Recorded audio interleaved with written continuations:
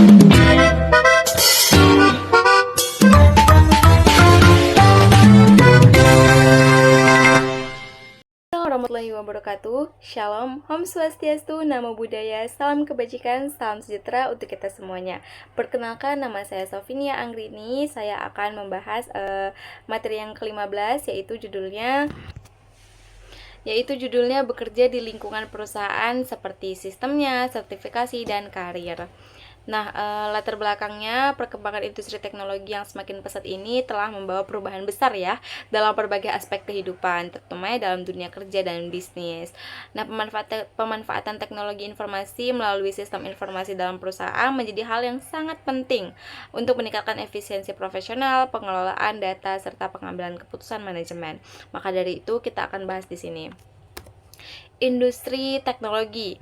Nah, industri teknologi ini sektor ya yang bergerak dalam pengembangan dan pemanfaatan teknologi informasi seperti perangkat keras, lunak, jaringan, dan layanan digital. Industri ini berperan penting dalam mendukung berbagai bidang kehidupan dan ekonomi tentunya. Nah, sistem informasi dalam perusahaan ini apa?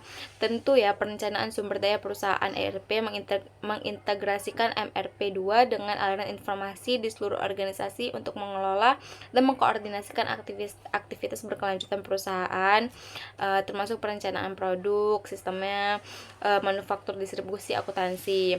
Nah, kedua, sistem manajemen dokumen memungkinkan penyimpanan dan pengelolaan dokumen perusahaan seperti dokumen pengolah kata dan lain-lainnya.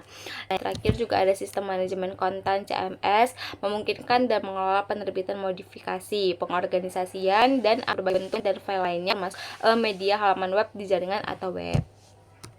Nah, karir di bidang teknologi. Kita bakal bahas ini. Karir di bidang teknologi ini mencakup apa aja? Tentunya berbagai profesi ya yang berkaitan dengan pengembangan, pengelolaan, pemanfaatan.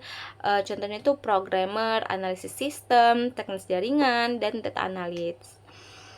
Bidang karir itu meliputi apa? Bidang karir itu kalian bisa lihat ya di situ ada merancang dan memproduksi chip, menguji komponen internal dan lainnya. Sertifikasi teknologi, pengakuan resmi tentunya ya. Sertifikat itu berbentuk pengakuan resmi atas kompetensi dan keahlian seseorang di bidang teknologi, tentu yang dikeluarkan oleh lembaga atau perusahaan terkait. Contohnya Cisco, CNNA, atau Microsoft, TIA, dan Google Certification.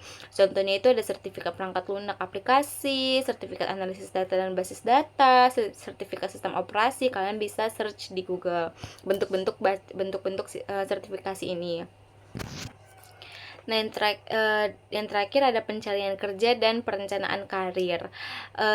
Pencarian kerja dan perencanaan karir ini adalah proses mempersiapkan diri untuk memasuki dunia kerja, mulai dari mengenali minat dan kemampuan, meningkatkan keterampilan hingga melamar pekerjaan sesuai bidang yang diminati. Dan perlu kalian ketahui, saat kita ingin melamar pekerjaan, pencarian kerja, atau perencanaan karir, tentu kita harus mengisi sesuai persyaratan yang ada, karena persyaratan itu dibuat karena adanya yang dibutuhkan di dalam instansi tersebut.